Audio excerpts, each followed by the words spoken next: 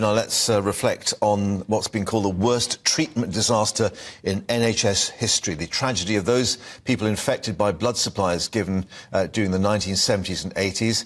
It's led to the death of at least 2,400 people, many others still struggling with the side effects of being infected with HIV or hepatitis, all through the contaminated transfusions. Well, thousands now to receive interim compensation payments of £100,000. The chair of that public inquiry today recommending that scheme should go further to provide compensation for family members of the victims, including parents who lost children or those who were orphaned as a result. Well, joining us now is Richard Warwick, who's one of those who's been directly affected. And Richard, thank you very much for joining us on GB News. Just remind us of what's happened to you as a result of this. Well, I have severe haemophilia, and as a child of about 10 or 11 years old, I was infected with hepatitis B, hepatitis C and HIV.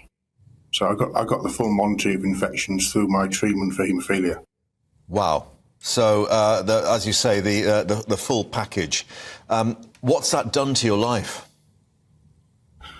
It's defined every aspect of my life, and that of my wife as well. It's prevented us from having a family, being able to hold down a meaningful job and meaningful employment. It's prevented me from getting life insurance, travel insurance, and every other thing a healthy adult would be able to obtain. And that, of course, includes a pension. So as well as the financial implications, it's essentially destroyed my health. I've been on medication since I was 16 years old. And the toll that takes, not physically, but mentally, I guess, as well, in just trying to live life day to day. Indeed, that's right.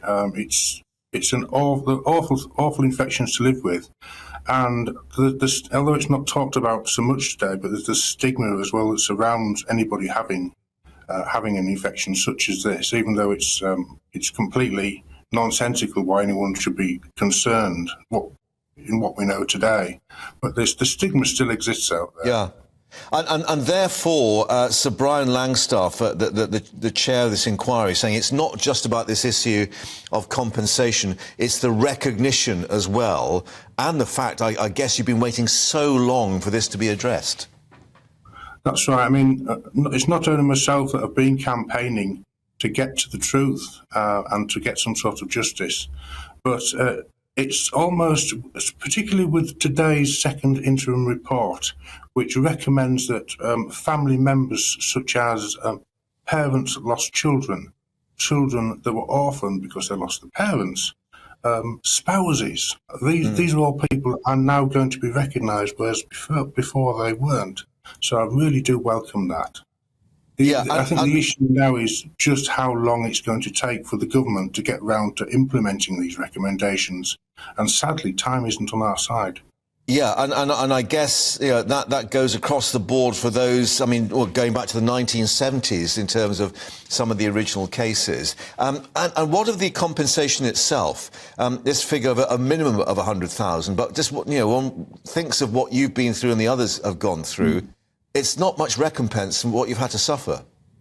No, it isn't. I mean, a good living wage today, I assume, is about £30,000 a year before tax. £30,000 or £40,000 a year.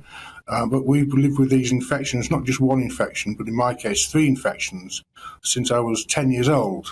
And you've got to take into account loss of earnings, loss of family life. Loss of a pension, loss of job opportunities, and to have to live with these awful infections as well on top of that. So I think I worked it out about £2,500 a year for the past 30 years, 25, 30 years. Yeah, it's awful. It really is.